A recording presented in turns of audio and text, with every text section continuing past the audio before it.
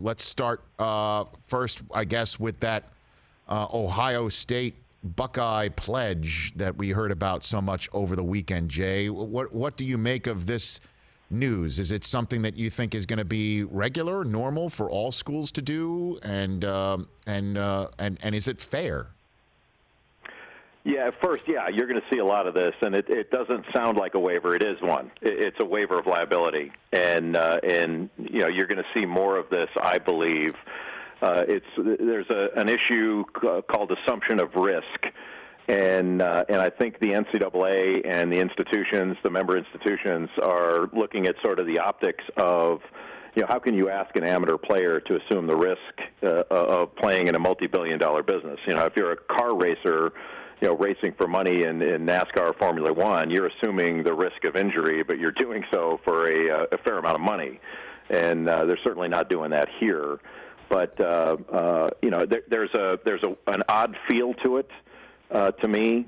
First of all, calling it a pledge is a bit can be seen as a bit misleading, and then the fact that they have to sign it in order to play. It's not a car rental contract. I mean, it's a waiver. And so it's interesting. I don't know exactly what to make of it, but I think you're going to see everybody using something similar. One thing about a waiver, though, is no matter what a player is made to or asked to sign, you can't waive negligence.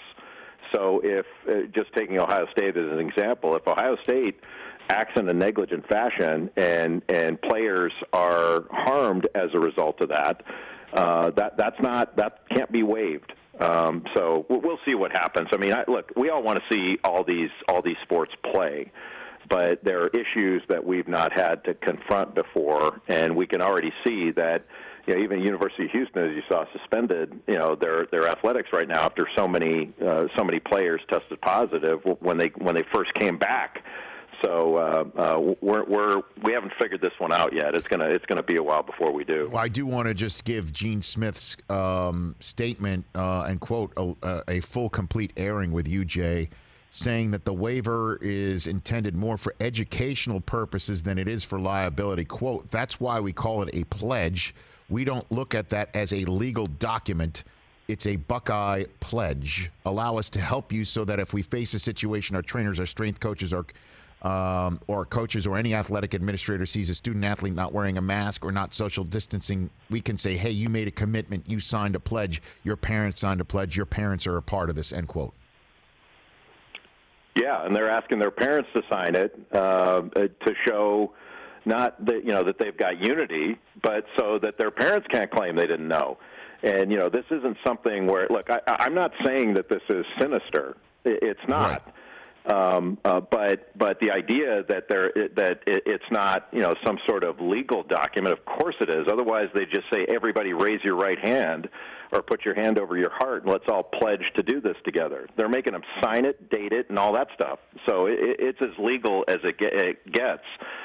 There may be some other things in there as to making people aware, but it's just like we said before with a loan document. You have to sign all these different things when you get a loan, and some of them are to make sure that you're aware of certain things.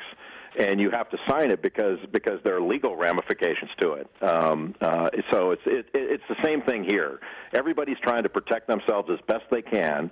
It doesn't mean that Ohio State is doing, or anybody else is doing anything wrong in starting up and bringing people back. But I don't know if you saw. I think it was Friday as well, Rich. There was an article, I believe, in Forbes magazine, written by Donna Lopiano, who used to be the athletic director at the University of Texas, and by Andrew Zimbalist, who's a very well-known economist, basically asking, has higher education lost its mind?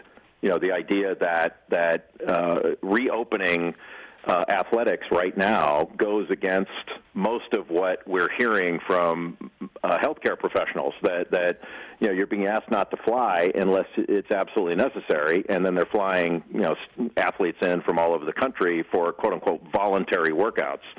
The workouts aren't voluntary. They're restarting, and they're mandatory. If you don't come back, you are sending a strong signal that you're not all in. And so I don't think any of the players really are viewing this as voluntary. They believe it's mandatory. Hey, you watched all the way to the end. Thanks for that. Watch more right here.